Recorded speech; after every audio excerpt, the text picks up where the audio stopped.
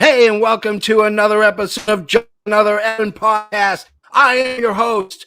10 out of 10 doctors will tell you that I am 150% of your daily allowance of vitamin awesome. It's the JFB James from Boston. And you might know me as the Peyton Saint of professional wrestling. You might know me as Effin' Batman. I'm Canada Dry. Damn it. Yeah, Canada Dry. So welcome all our Facebook and where's not be working for some reason, and our YouTube guests as well, and people on Twitter. Which one's It's not working. It's giving me an error message. I'm not Facebook? sure why. Yeah, Facebook. Oh, dude. Sorry. Go to figure. Stupid Facebook. Don't go to Facebook. We can do a whole show on what's wrong with Facebook. All right. So before we get into the news and our topic for the day, let's go ahead and talk about Shine number 69. Shine 69 is tonight, ladies and gentlemen. Markova is fighting who? Who is she taking on? Shoot. I forget. It slips my mind. But she's fighting some sort of witch character. And the witch character. That's right. Forget the name. Promo. Yeah. So the witching stuff won't work on Natalya. And after losing the Nova Championship, she will be sure to be in a bad mood and kick some ass tonight. Yes. After losing to the Woad, who's also a friend of the show and has been on our show, she is certainly going to placate and defy the naysayers. I think she's going to take this easily, and maybe the Woad will give her another shot at retaining her regaining her championship back. And the Woad is facing Amber Nova. Yes, which is the kind of, I hope Woad just creams her. We want to see a Woad versus Natalya match. We want to see a rematch for the belt. That's what we want to see. All right, so let's get to the news really quickly. The G1 Climax, the month-long tournament that takes place in New Japan Pro Wrestling, ended a couple nights ago. Natalya with the shirt.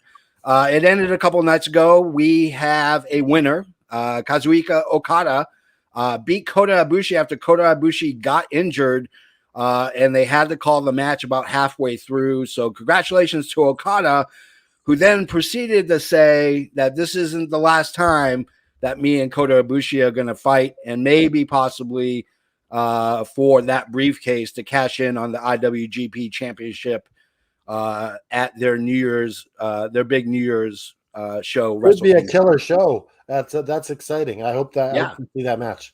I would love to see that match. It was a shame that Kota got injured. You know, you don't want to win when somebody gets that seriously injured, but speedy recovery, of course, goes to Kota. I love Kota Ibushi. I've always been a big fan of his, and I have a Kota Ibushi t-shirt. I got a Kota Ibushi t-shirt. I have a Kota Ibushi t-shirt. I got it in the box shirt. So. Oh, did you? Sweet. Yeah. All right, Charlotte's got nuclear heat. We're talking atomic bomb heat. Not quite heat like the other daughter of the Four Horsemen. Yes. Not quite heat like her dad, but no. This is backstage nuclear heat. So in the exchange on Friday between the two champs, Becky Lynch and Charlotte Flair, Charlotte just dropped the belt on the ground and showed a lot of disrespect. Apparently there was a kerfuffle in the back between her and Becky Lynch, and she was actually escorted out of the building, where she proceeded to jump on an airplane and fly to Orlando to support her fiance, Andrade Di Adolo. Charlotte Flair, now, of course, because that happened, because she was escorted out, everybody's talking about the possibility of her going to AEW. Guys, she has like another 3 to 4 years left on her contract. I don't see her going to AEW anytime in the near future. No, what they're going to do is they're going to play this up to have a match between Becky and Charlotte is what they're going to do. Yeah, Survivor Series is coming up in November, and so they're gonna have the two sit in a room, make up, and then they're gonna say, "Now we're gonna make money off of you."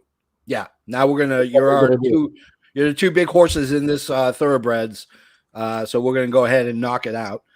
Carmella and Corey Graves are officially engaged. They got engaged this past week on her birthday. So congratulations to Corey Graves and Carmella on their future nuptials, which sounds like a dirty word, but it is not.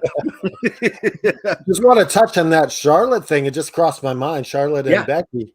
What if it's a work? I mean, if it's a work, it's a damn good work. I mean, right? You leak stuff, say she was escorted out of the building. Yeah. And that you got Survivor Series coming up. Yeah. Pretty good idea. Yeah, if they go straight with Charlotte and Becky, I think it's a work. I think it's a work too. Yeah. If it goes Charlotte and Becky, I think we all got worked on that one, which is brilliant. And it just shows that sometimes the WWE does come up with really good ideas. This was one of them. It'll be amazing to see what will happen if it's Becky versus Charlotte at Survivor Series. Because weren't they friends?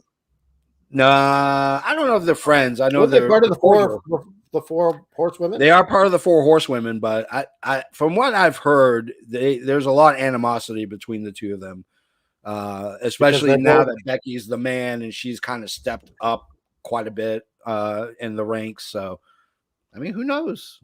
Like I said, just be a word. Bound for Glory was last night. I'm going to touch on a couple of them. So Braun Strowman was not Bound for Glory. The big rumor was, and even Impact insinuated in a tweet that, Braun for Glory is going to be the 23rd of October, and played off of the fact that, the rumors were coming out that Braun was going to go to Impact. He was nowhere in the building. He was not backstage. He wasn't even in Las Vegas. They didn't mention him? No mention. I mean, it's cricket noises in the background. Yeah, I mean, honestly, here's the thing. I think Braun's come out and said that AEW has contacted him. So I think it'll be interesting to see where he ends up.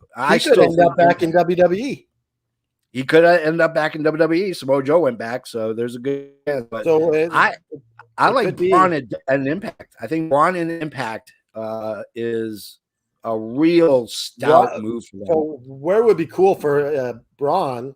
I think if he came to AEW and they repackaged him as like a Andre the Giant type, don't have him beating the shit out of Big Show or anything like that. But just repackage him as a monster, even a heel or even a good guy. I don't care. But repackage him, get that stain of WWE off of him. Yeah. Wash it away. Give him a nice scrub. Scrub him down. Give him that radiation shower. What if he went to New Japan? Wouldn't that be? He would be incredible. The fans would love him. Oh, yeah. I mean, you look at some of the big guys who have wrestled in New Japan. I mean, outside of Andre the Giant, Lance Archer wrestled in New Japan, was a monster there when he was with Suzuki-gun. He's still with them. I mean, he's still technically under contract. But Bob Sapp, I mean, there are a lot of big, hunky, huge, hulking guys that have gone to New Japan and have found success. And it would be amazing to see Braun. That's a good idea. I never thought about that. But yeah, seeing him in New Japan, whew, man, he would have a monster run in New Japan for sure. So some of the quick ones, the Iconics, or formerly known as the Iconics, they are now known as Inspiration. That's right. I'm inspired just hearing that name. Wow. I want to be inspired. That was the whole point. Well, it seems that the former Iconics showed up at Bound for Glory. They fought Decay, Havoc, and Rosemary and beat them senseless. And they are now the new Knockout Tag Team champs. So what was it booked as a mystery team that they were going to face? No, it was known. Yeah, it was already booked known. So but the Inspiration, we're going to show up with the two eyes, the Inspiration. So how do you feel about them winning on their first go. I'm not a big fan of you winning on your first go, but I understand it's a new team. You know, they have that success in WWE. People know who they are. There's been speculation for months. Part of me likes it. Part of me doesn't. You know, not that I'm a big, huge Impact fan and I don't watch Impact on the reg. I like how AEW does their new talent. So they do it so well. Yeah. You know, they don't bring them into a championship match right away. They do the slow build, and you know they get wins, and now they're in the title picture. Like Daniel Bryan's got to win a tournament to make it a three-way dance at Full Gear. Well, they at Full Gear is the final, right? Yeah, that's supposedly the final. We'll see what happens. So wait, Mickie James. Sorry, just touch on that. But who do you think is going to be in that final at Full Gear? I think it's going to be Bryan Danielson. I'm not sure on the other side. It's kind of up in the air. Orange Cassidy. Yeah, is who it's going to be. They set it up. Orange Cassidy? Well, they set it up. John Mox and Cassidy. Yeah, and I think it would be easy to put over Orange Cassidy. Yeah. But John Mox, we've seen John Mox and Bryan before, so yeah, we've seen that. It would be good to see Cassidy and Cassidy. Seeing Cassidy and Bryan Danielson would be interesting. That would be so sweet. That would be such a great match because you're talking about two very different wrestling styles.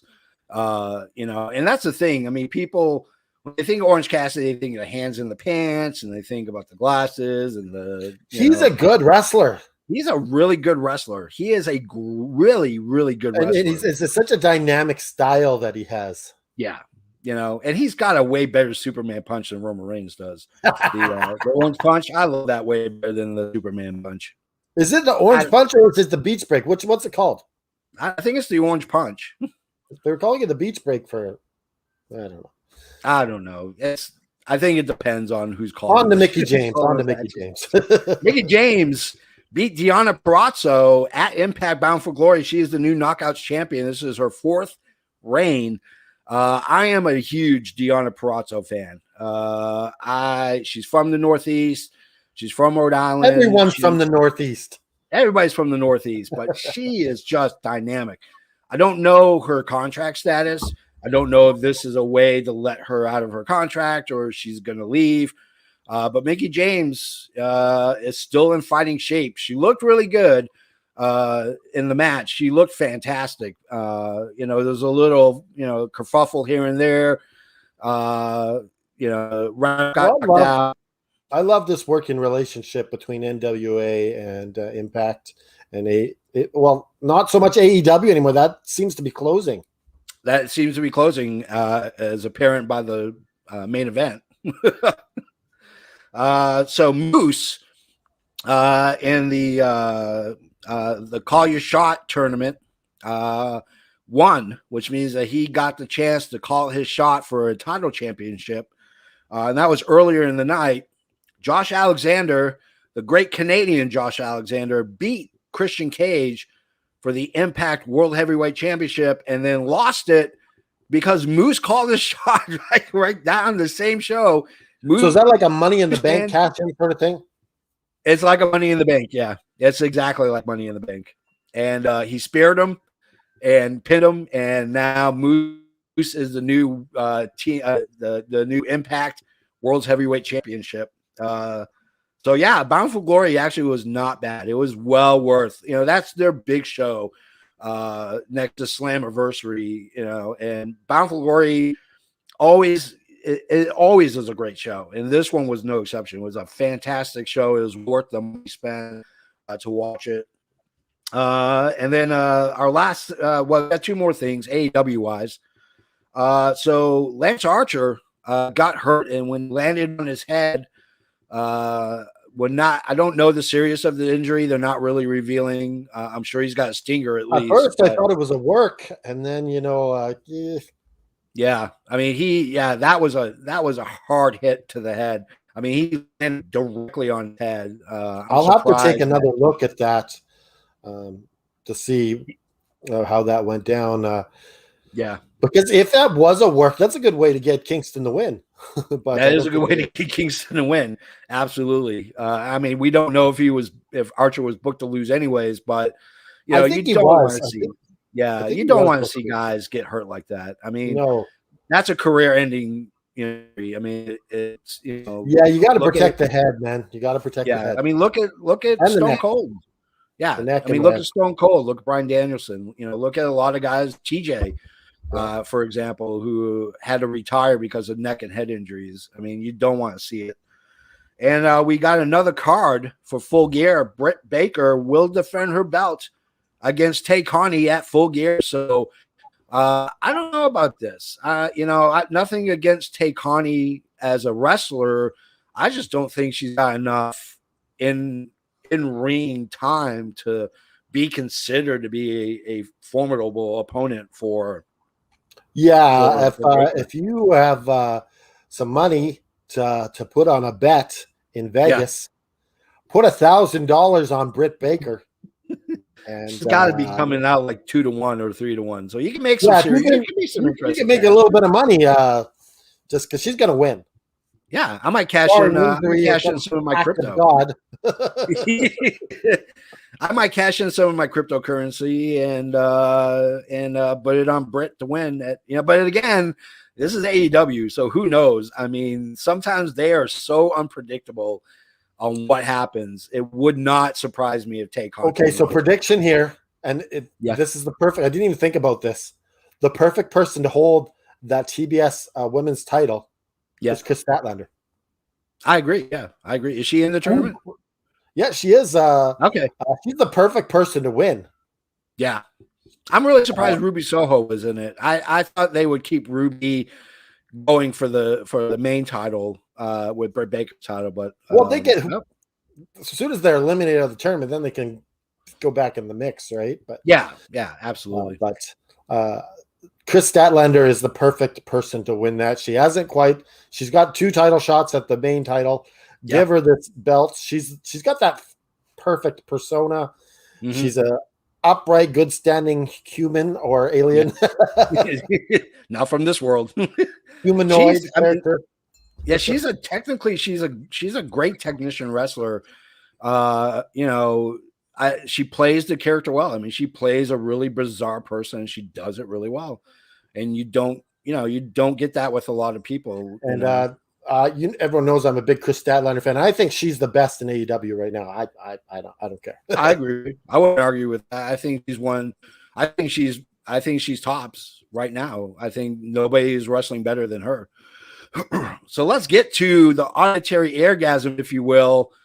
We are going to talk about the rise and the meteoric fall of WCW. It fell like lightning from heaven.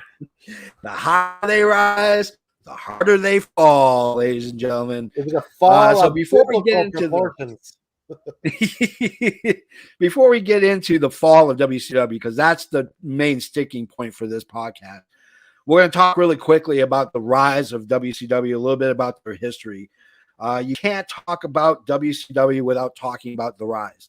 WCW World Championship Wrestling was actually first used by Georgia Championship Wrestling in '82 as the title of their television show on Saturday nights. After GCW was purchased by WWF, big surprise there, another territory bought by WWF, North Carolina promotion, Jim Crockett and Jim Crockett Productions or Promotions came in and purchased it, and they retained the name of World Championship Wrestling. In '88, it became one of the sole, if not only, territories that was supported by the NWA. Crockett Promotions was bleeding money left and right, and in steps Uncle Ted Turner. He purchased Jim Crockett Productions. Ted. Farmer Ted, baby. He kept WCW name for an easier transition. In this time in the late 80s and early 90s, they went through a huge process when they were trying to find the person to really fully book WCW. So they had television executives who knew nothing about wrestling.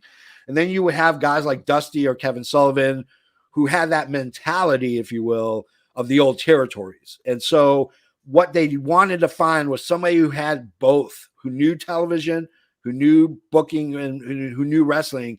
That's when they settled on Eric Bischoff, right? Yeah, that's when they settled on Eric Bischoff as the executive president of television production for WCW.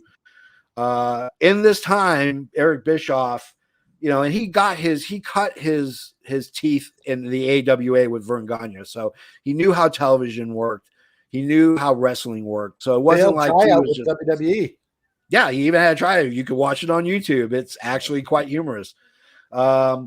He ushered in a live show called Nitro, the formation of the NWO, probably one of the greatest factions of all time. And for 83 straight weeks, he the name of his WWE. podcast. Yeah, the name of his podcast, 83 weeks. He beat WWE in the Monday night ratings. But we're going to talk about this. The talking points for us are going to be, what was the fall of WCW? And the first thing I want to talk about was booking. Okay, so in my opinion, the start of the fall of WCW was when they failed to utilize Brett. Yes. When they got Brett after the screw job.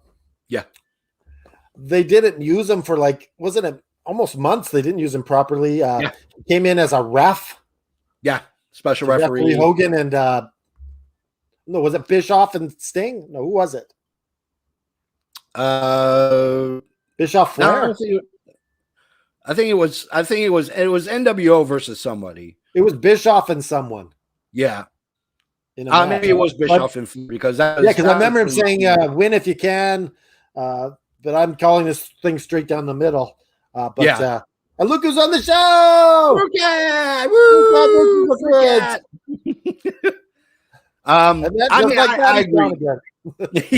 I agree. They took Brett. They had, again, here was another instance where they were gift wrapped probably one of the most over wrestlers and the hottest topic in the world of wrestling at that point. Yeah, it was the Montreal screw job. They had prime opportunity to really make Bret Hart the face of that organization, and they did it. They dropped the ball big time. Well, yeah, even if they I have said this on shows before, you reform the Hart Foundation because they got Davey Boy, they got Anvil, and you could throw in Chris Jericho. Yeah, at that point. Absolutely. Because he's They really just they foobarred it when it came to Brett. Because again, the prime opportunity was he could have literally been the face of that organization well after Flair and Hogan left. He still would have been the face that ran the plays. Well, he didn't even need to be a face, but you got a wrestling man's wrestler, and you give him the belt right away, have him warring with Hogan, and it would have been. Yeah, they made him join the WO, which was that made no sense whatsoever. The worst. I feel he was only in the NWO to stop him from going against Hogan.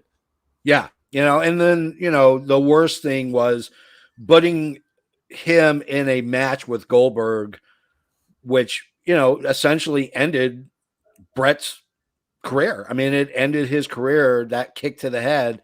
Goldberg, say what you will, the problem with Goldberg was at that time, he didn't have a lot of ring time. Well, let's quickly move to the next part of this. Imagine had Goldberg been trained properly. Oh yeah. That would have been amazing for WCW. Yeah. He spent time in the power plant. Obviously that was, that's their training facility. But how much time was he there? Nobody really knows. I've heard. Well, even as he's climbing the ranks, getting win after win, you can still have him training. Yeah, absolutely, getting better. And he didn't. And here's the thing: Goldberg's come out and said that he loves wrestling, but the reality is he didn't know the history of wrestling. He didn't understand where its origins and where it came from. He didn't revere it like Bret Hart did. Bret Hart grew up in wrestling. Well, think about this for a second. You got a guy, an ex-football player, and they're sticking a rocket to his back, and I don't blame him. Who wouldn't? Yeah. You're just, I'm a star now. Like, I'm on TV, I'm on cereal boxes, I've got my own action figure. Like, who wouldn't think this way if you don't know about wrestling? You just know I'm a star. That's all you know. Yeah. And, part of the reason why WCW failed too is because of the streak, and I think ending that streak was a huge misstep. You built this monster heel only to get cattle prodded by Scott Hall and lost the streak. I mean, what a bullshit way to lose like that is just absolutely horrid. Absolutely horrid. Yeah, because at this point, Kevin Nash was booking. Yeah, Kevin Nash was somehow Kevin Nash is booking now. He's like, and Big Sexy's gonna cattle prod him. Yeah, and I'm gonna win. Yeah. How do they we run a prediction league and we can't even book ourselves into championship matches? How do they manage to do that in a real company? Exactly. And let's talk about booking, because in for the most part, the head booker during that 83-week stretch and before and a little bit after was Kevin Sullivan. He was considered to be the head booker. And if there's one thing Kevin Sullivan knows how to do, that's hold a grudge. And he would revenge book, and a perfect example would be look at the way he booked Chris Benoit. He booked Chris Benoit in horrible matches because Benoit and right his ex-wife, Nancy, woman. I mean, they eventually formed a relationship and fell in love and got married, and he got pissed and revenge booked. And that just shows you why that didn't work, I mean, the revenge booking is just, if you were a rival of Kevin Sullivan, the chances were that you weren't going to get favorably booked in any matches, and then he leaves and then they bring in Vince Russo, and Vince Russo becomes not only the main writer, he also becomes the main booker. And he infamously said, I'm the reason why WWE is where it is today. And in a way, that's true. There's some truth to that.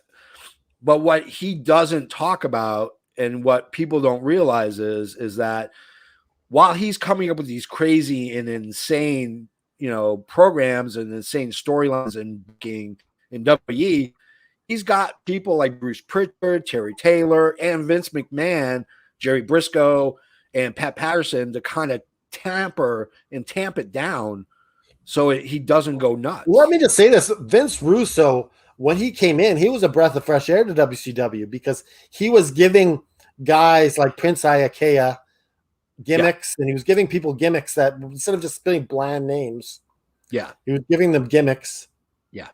And Thunder was like this, had all of a sudden turned into a jobber show. Yeah, absolutely. So he made it special again. Yeah. And the one thing I don't know, maybe he didn't have, maybe he wasn't given a long enough leash, because whenever something got going, it would just end.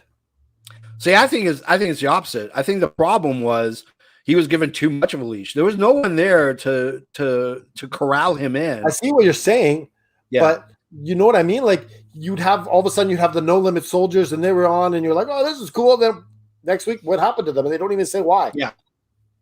I think the problem is Vince Russo, because Vince Russo and Eric Bischoff were polar opposites, and they didn't like each other, and they've made it known publicly that they don't like each other at all. And that was the next thing they did, is they had them work together. Yeah.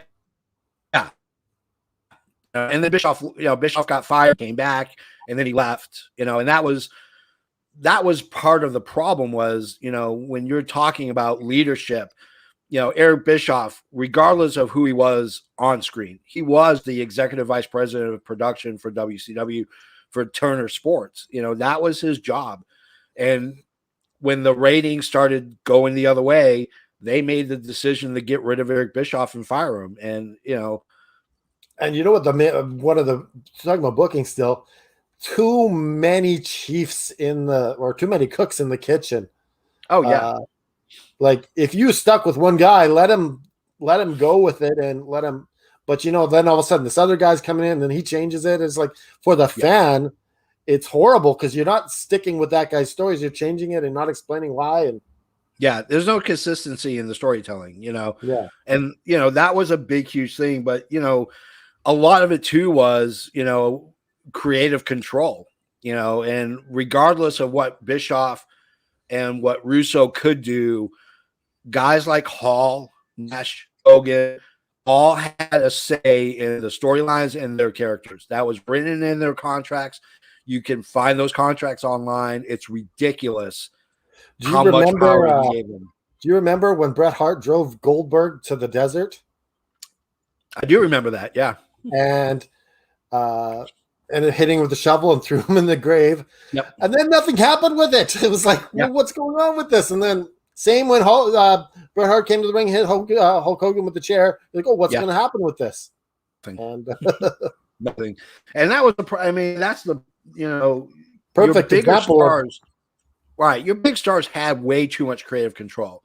So Hall and Nash easily, while they may not have been officially bookers in the early part of the NWO run, they essentially, they had control over their characters. It was written in their contract. So nobody could over jump them or to stop them and say, oh, you can't do that because it's going to interfere with this storyline. And let me just say that's what Tony Khan has said, that he's not going to write in anyone's contract that they have creative control. Like, yes, he's not going to allow it. He's like, you can come and talk to me and we can work something out, but you're not going to have creative control in your contract.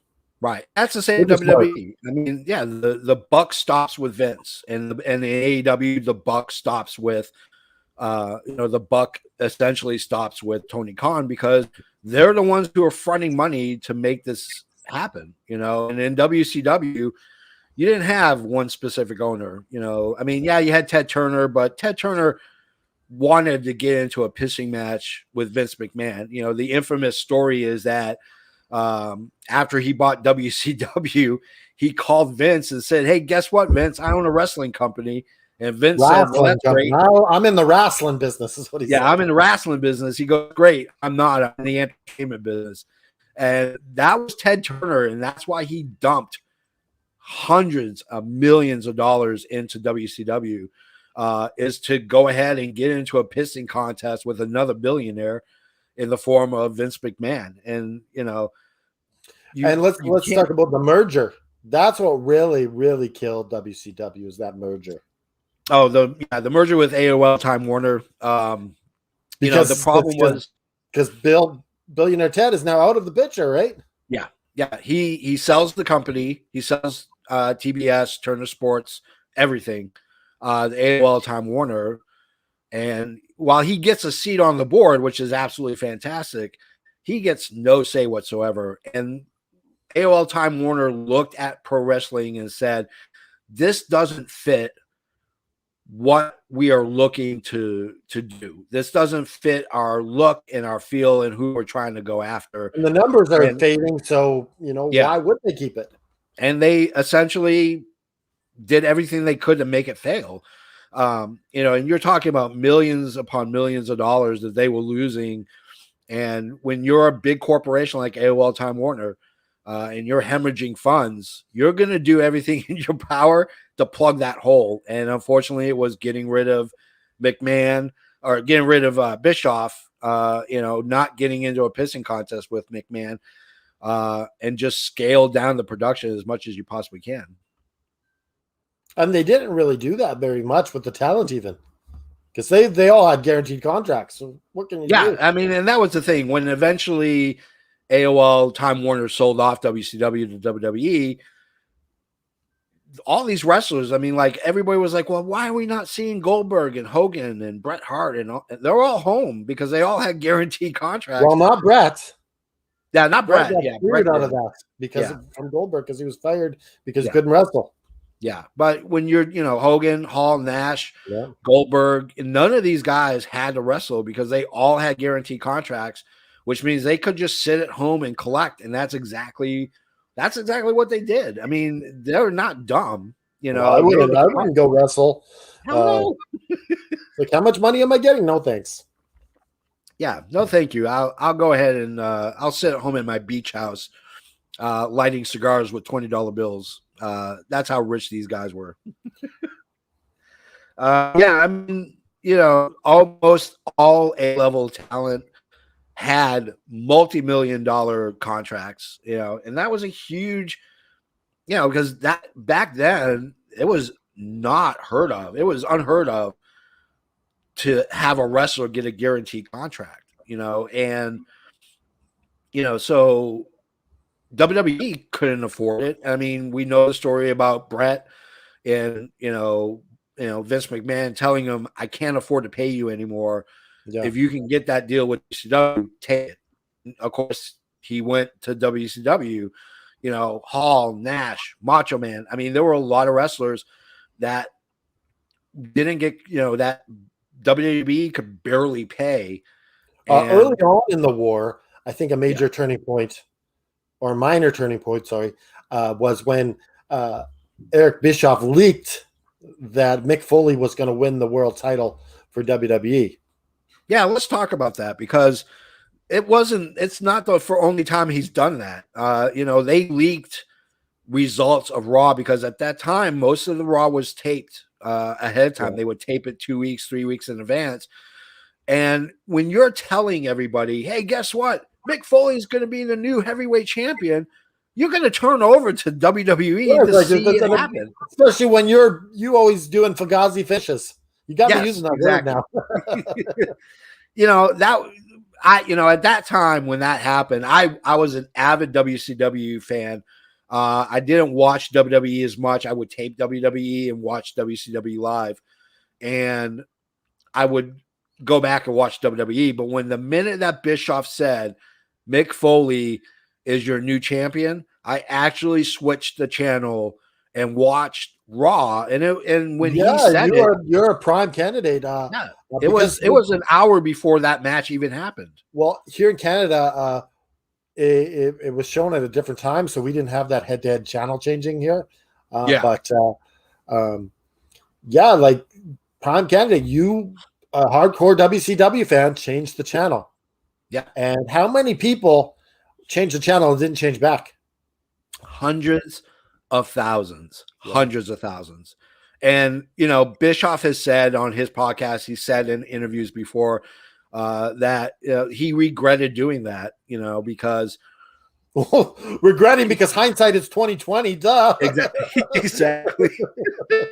And you know, it was stupid things like that, you know. And I mean, we're going to talk about that. We got to talk about two other bigger things too. The finger poke of doom.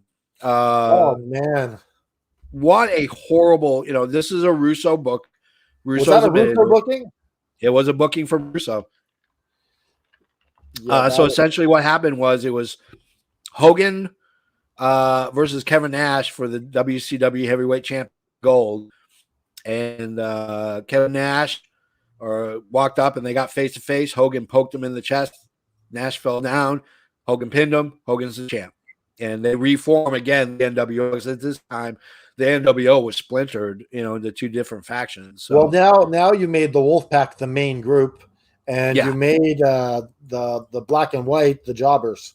Yes, exactly. And then the Jobbers eventually disappeared. Yeah, and it was absolutely horrendous, you know. And then a couple weeks later, Russo comes out, and even Hogan said on the mic, "This is bullshit. This is where we're at. This is bullshit." And he wasn't wrong. It was absolute bullshit. You know, I mean, I get it. You want to put, you know, we put the belt back on Hogan, we're going to get our fans back. It wasn't the case at all. That was the last time I watched WCW. Well, because if you remember, Big Papa Pump was the leader of the NWO at that point, you know, the Black and White. And that was a failed experiment. Yeah. Especially with his math expertise. As we've heard. Well, his math was a little bit better then. It hadn't screwed up yet. But yeah, the finger poke of doom. The other one being Halloween Havoc from 1998.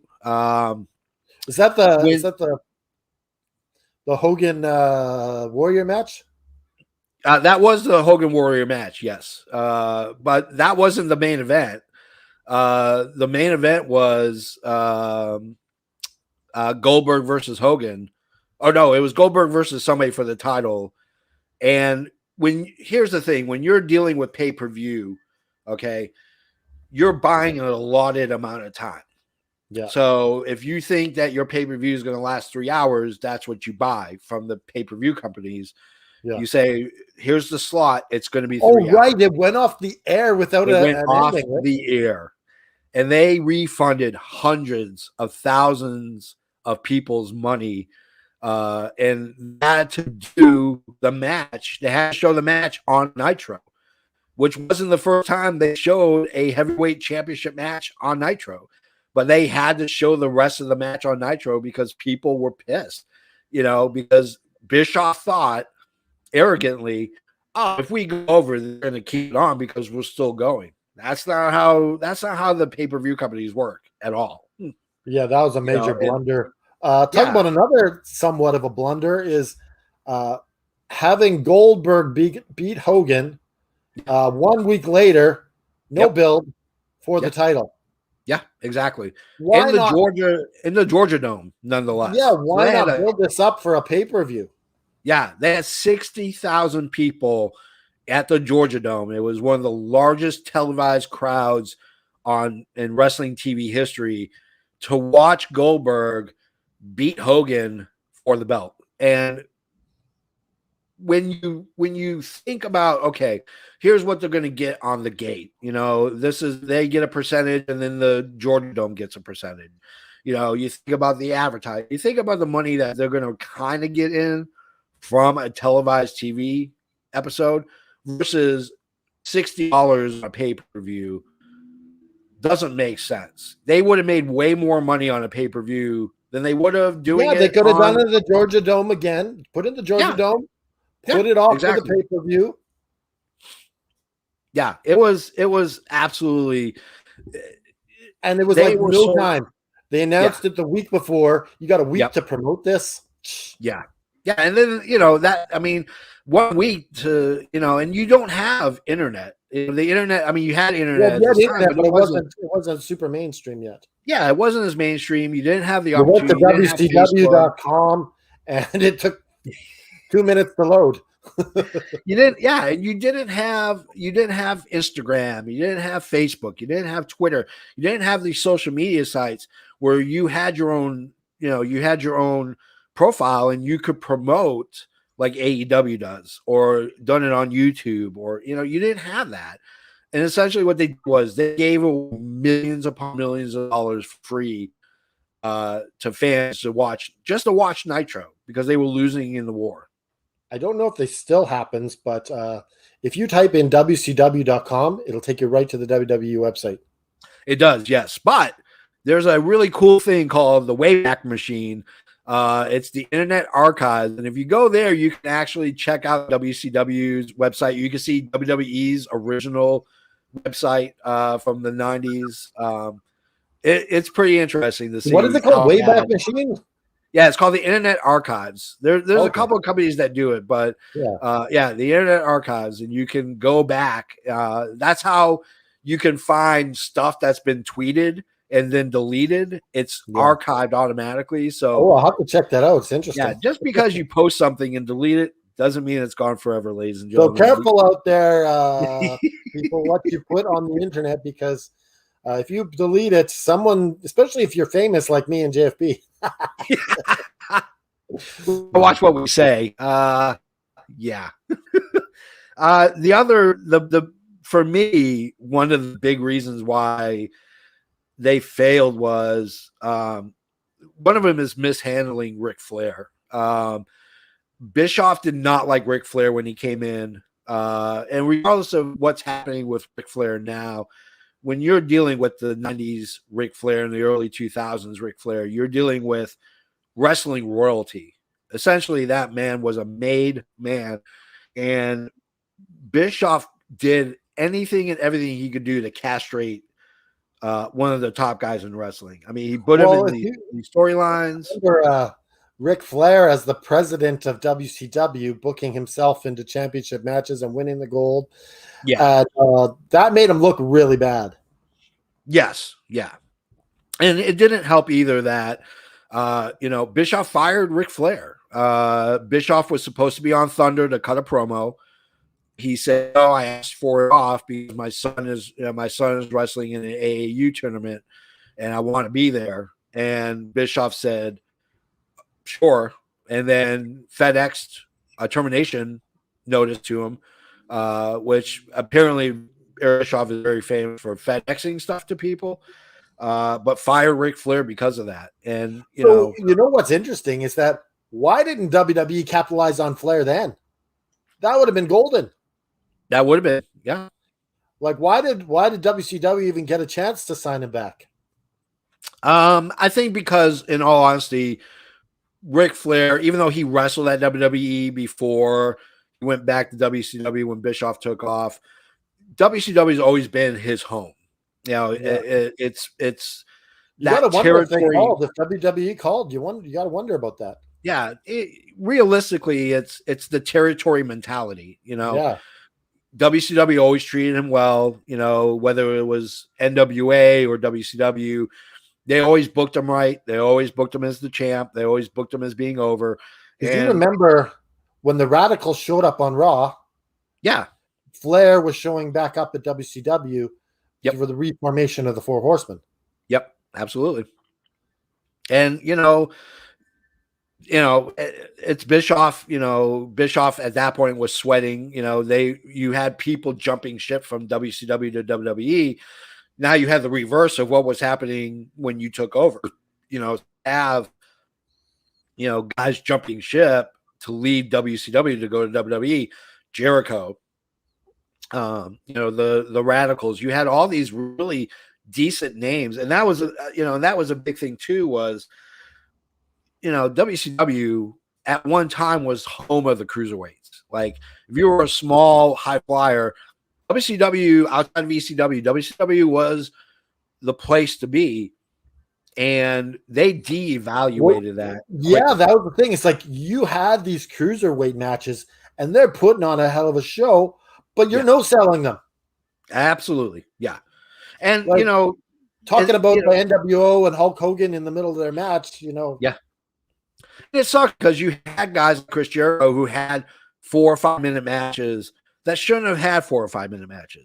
Jericho should have had 8, 10, 12 minute matches. Same with Chris Benoit, Eddie Guerrero. I mean, if you look at the list of the people that jumped ship from WCW as it was starting to sink, it's a who's who of WWE greats. As we're kind of winding down here, another fatal error was letting Goldberg dictate who he has wrestling matches with. Yeah. If you had Jericho end that feud with him on the pay-per-view, that would have been beautiful. Yep. Absolutely. And Jericho says he didn't need to win. He just wanted to get his ass kicked on the pay-per-view. Yeah, absolutely. Yeah, I mean, Jericho was willing to take the loss. He wanted to get speared and have his shoes fly into the crowd. Yeah. That was his idea. And the other big point for me is also the NWO, and it's weird. And I'm sure people are going to hate tweet or hate comment on it, but realistically, when you had the initial formation of the NWO, it was great and they were so over. But when you start dumping everybody into the NWO, and there were guys who should have been there and there were guys who definitely should not have been there, and then you split it up, and then you have the red and white or the red and black. Your max number for a faction. Yeah, it was ridiculous. 6 is your max number. Yeah, 4 or 5 is perfect for a faction. Yeah, they had like 30. Like there were guys who didn't wrestle that wrestled in dark matches that were part of the NWO. How the hell did Vincent, aka Virgil, end up in the NWO? He bought his way on, I think. He took that $1 million money. Because they put Ted DiBiase in there. Yeah. And also Virgil's in there too. And Yeah, Rick Rude. I mean, who wasn't even wrestling. He was strictly a manager or a bodyguard. Yeah, he was comboed with Kurt Hennig, who was also NWO. Yeah, and then of course he eventually showed up in two places at the same time. He was on Nitro, and then showed up on Raw, which was taped. And so I mean, it was stupid things like that. It was fugazi booking. The letting the NWO just get as big as they got, and having that kind of power ultimately led to them just bleeding money left and right. I did enjoy the Bret Hart. It was so shortened. I did enjoy the Bret Hart NWO.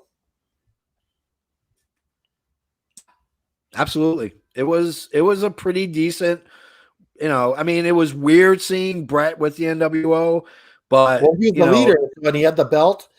Yes. Had Goldberg not gone around and hurt himself and everyone got injured at the same time, it would have been a cool little run there, but you can't control.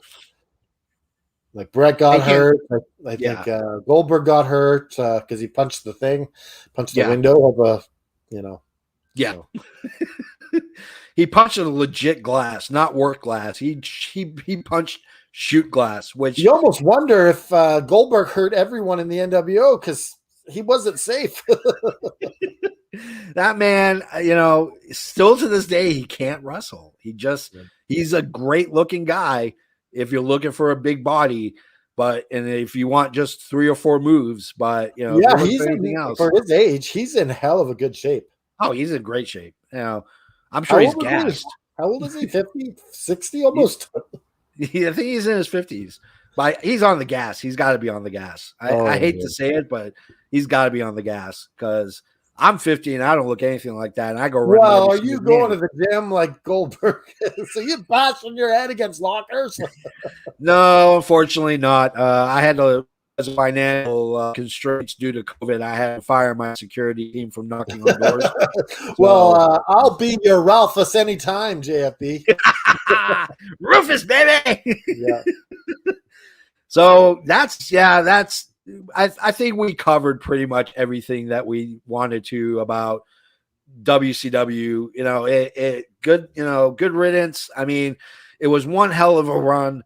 It would have been great to see them succeed and maybe be on par, but what? It's a great lesson for Tony Khan and AEW. Oh, yeah, absolutely. Because they're taking the good of WCW. It's pretty much eating the meat and throwing away the bones and taking all the goodness that was AEW. Because AEW has that very WCW vibe in its heyday.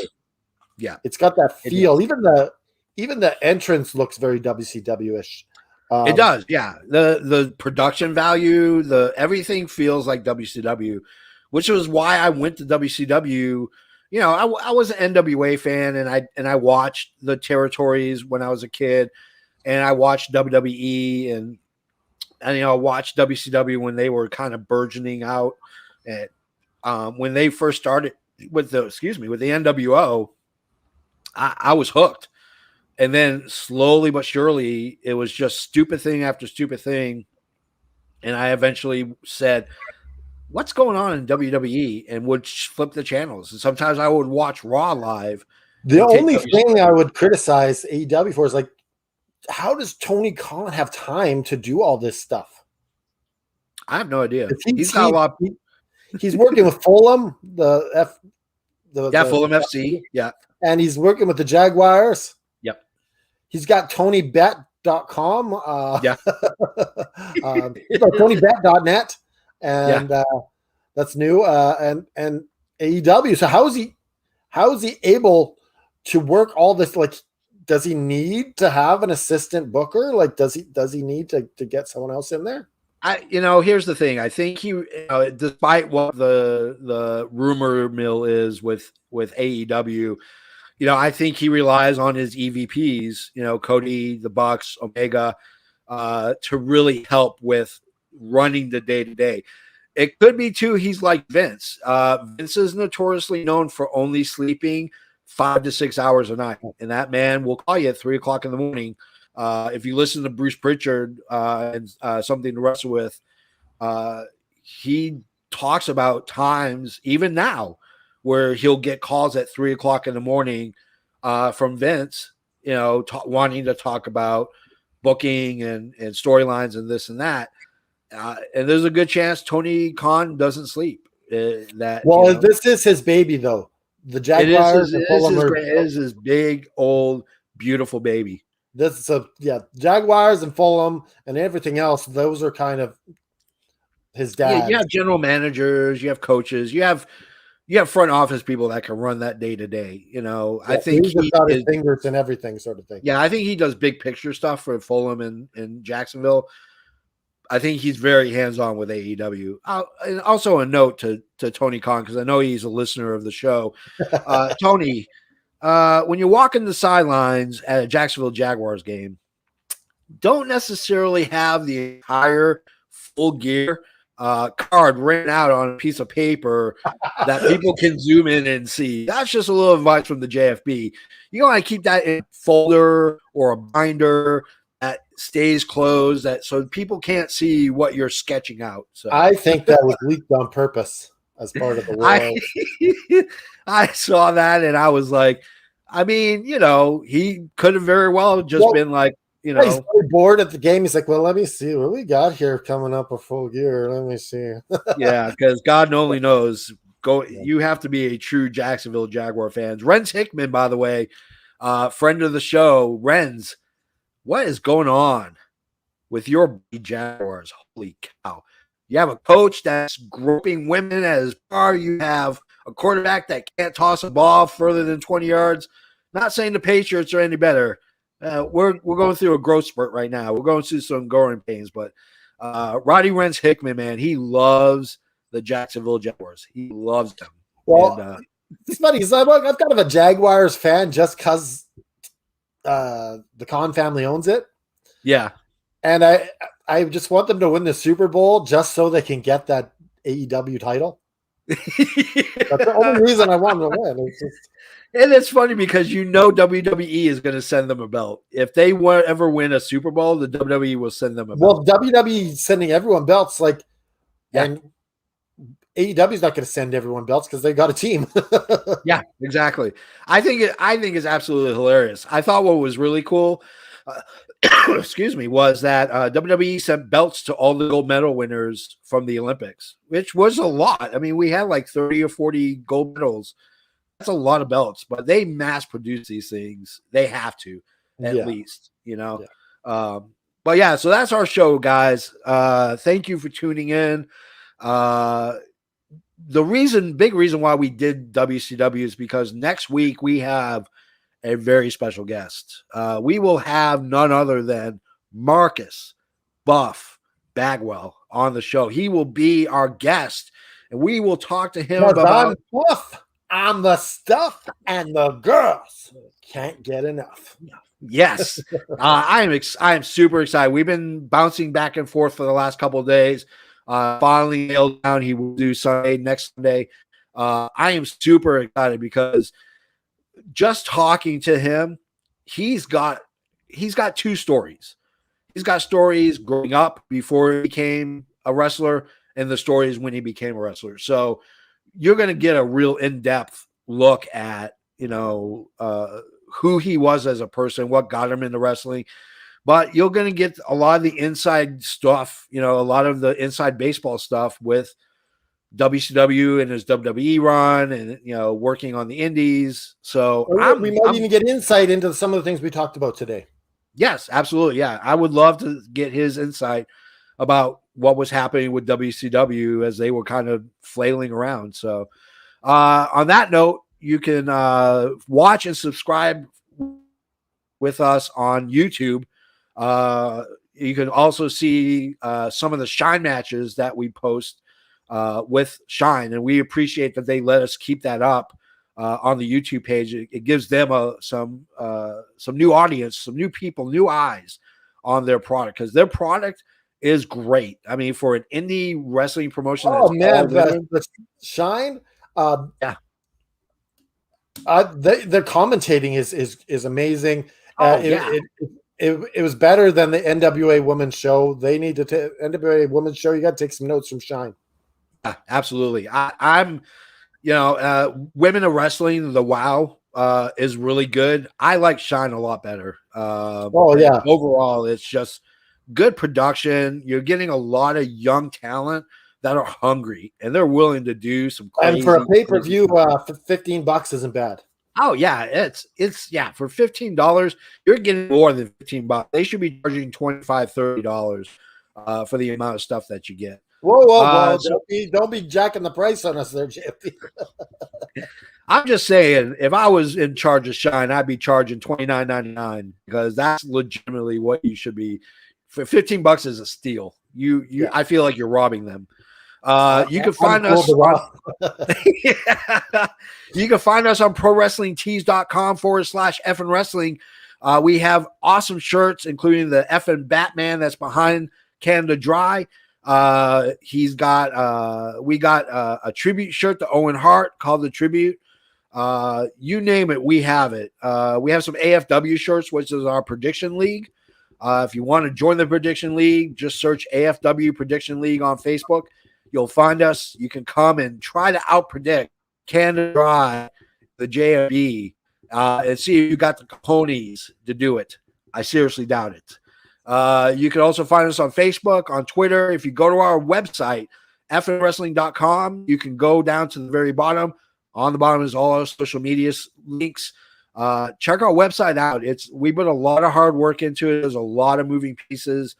We got a lot of great talent that does writing for us and helps with the website. So make sure you do that. So fnwrestling.com, ProWrestlingTees.com/fnwrestling.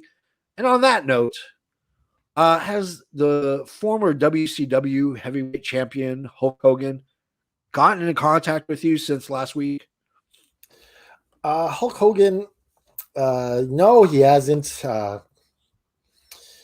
There's just this strain between us and Hulk Hogan. Yeah. What? I actually sent my resume to Hulk Hogan to work in the beat shop. Oh, and so when you get that, Hulk Hogan, shove it up your ass, because I'm never ever working or even being in the same room with you, you big piece of dung.